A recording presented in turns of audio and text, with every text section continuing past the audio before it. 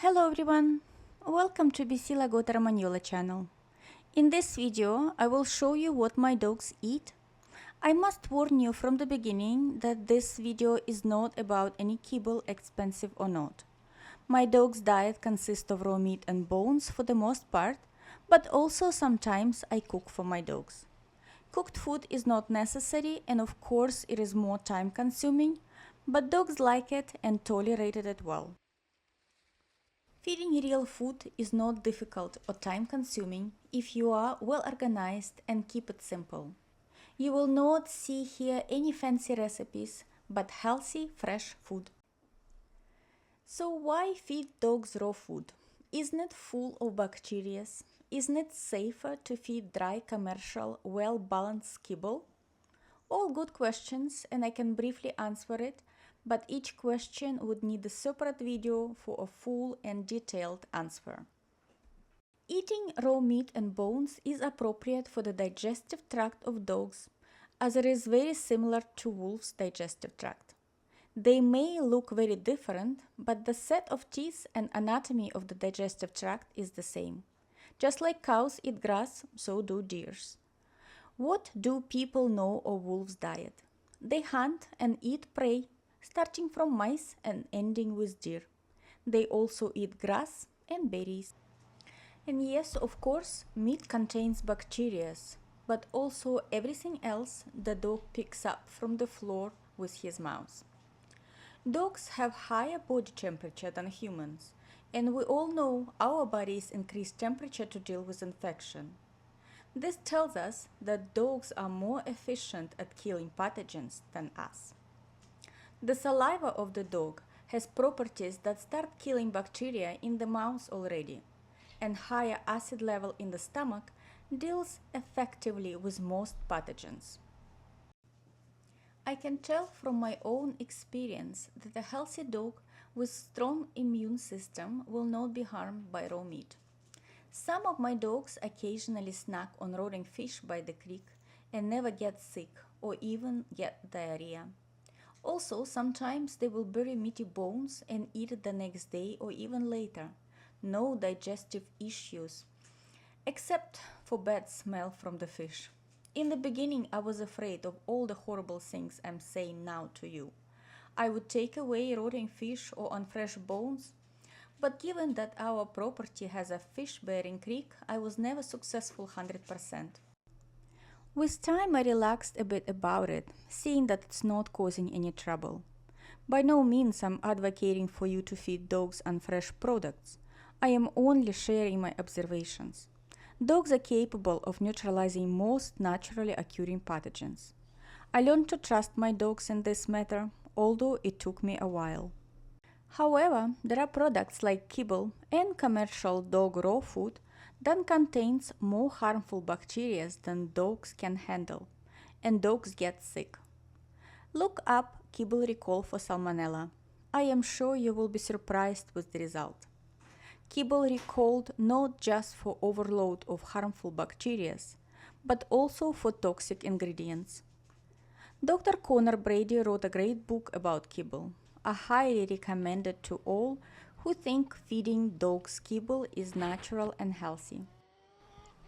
Most meat for my dogs come from the grocery stores or local butchers, but sometimes I buy commercially prepared raw dog food and my dogs occasionally refuse to eat it or have loose poops. In such case, I will cook suspicious meat with rice or veggies and feed it like that. I have another video on how I choose food for my dogs. I will leave the link in the description. If you're still convinced kibble is natural food for dogs, think about how long it has been on the market. What our dogs ate before. Dogs have been around people for a long time and survived somehow, despite the fact that the kibble was invented only 100 years ago or so. Do you think dogs are healthier now eating kibble than before? There is no statistic about dogs, but there is about children. Children nowadays are diagnosed with all sorts of conditions like autoimmune disease, diabetes, autism, depression, allergies, and so much more. All you can hear is how doctors are alarmed about the trend and the need to change diet. Some look the amount of vaccines kids get and sedentary lifestyle. So food is the main culprit of all health problems for dogs and humans too. If you are old enough to remember how at some point baby formula was claimed to be superior to mother's milk, and women were encouraged to stop breastfeeding and use commercially made baby food. Well, it didn't last long. Babies were getting sick, and thankfully breastfeeding is superior again. Unfortunately, it was too late for some babies. What I'm trying to say is that the truth is coming out sooner or later, and it will happen with kibble too. Mark Twain said, "A lie can travel halfway around the world while the truth is still putting on its shoes." I couldn't agree more, except I would adjust it to our present days and say a lie can walk around the world couple times before the truth had a chance to start its journey. I feed my dogs twice a day and always after a walk. Why after, you may ask? That is how other carnivores do it. They hunt first, so we walk first, then eat and sleep. But what is the rationale for this? Our dogs do not need to hunt. Is there another reason to mimic this? Yes, there is actually few reasons to feed after physical activity. The most dangerous one is called flipped stomach. It is a life-threatening condition that affects some breeds, although not common to Lagotto Romagnola as far as I am aware.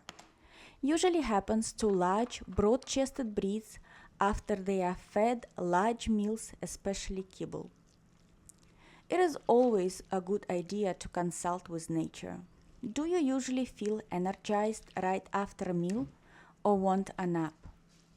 Humans also will not eat a full meal before gym or other strenuous exercises. And our walks always involve running around and digging. Digesting food takes energy before food gives that energy back. Sick person or animal loses appetite, so all available resources are directed on fighting pathogens. Once infection is dealt with, the body has energy to digest food and appetite is back.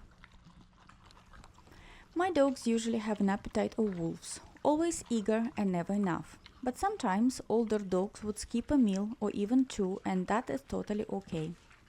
Fasting for 24 hours or longer offers benefits of rejuvenation. This process is called autophagy.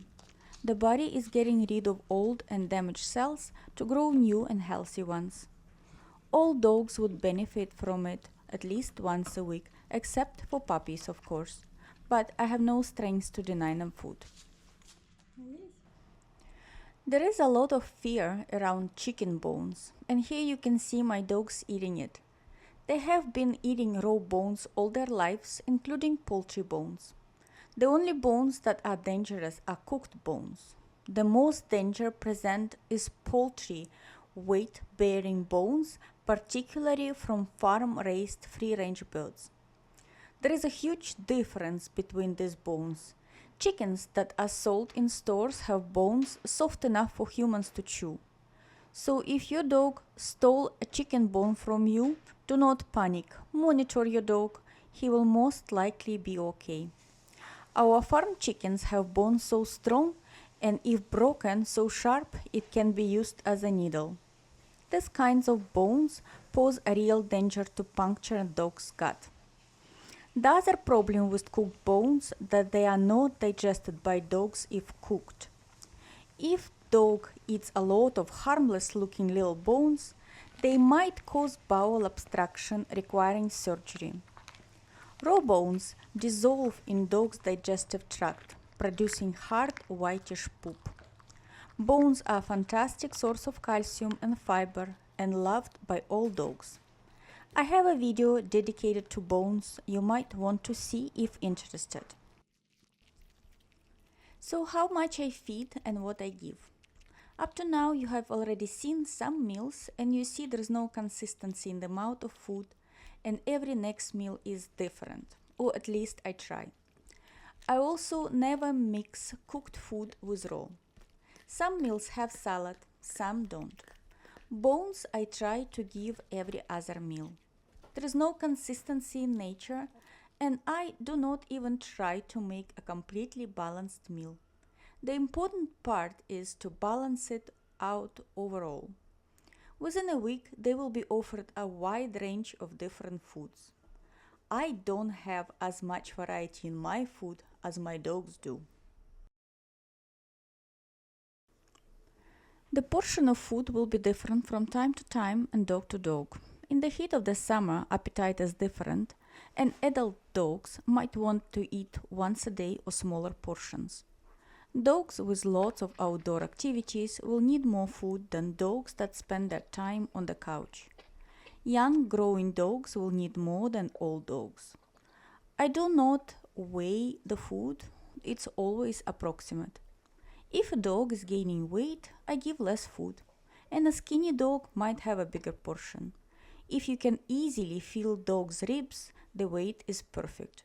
Too much padding under the skin, reduce food. Protruding ribs, give more food.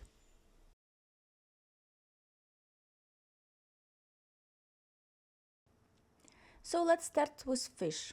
The most favorite way for my dogs to eat fish is in dehydrated form. I dry fish myself, skin and bones, at 40-45 degrees Celsius until dry. Time will depend on the thickness of the fish. The bones might seem sharp, but when dogs start to chew it, it will be hydrated by the saliva and sharpness will disappear. Fish bones dried at low temperature are fully digestible, and poop will look slightly gray in color and becomes powder when stepped on. You can also buy dry fish in dog stores, but all I saw is little sardines and they are expensive to use as food, only as treats. I also saw fish skin, but I wouldn't buy it. The best way is to get a dehydrator and make it yourself. It also can be used to dry other treats and for your own needs. I dry herbs and fruits there too.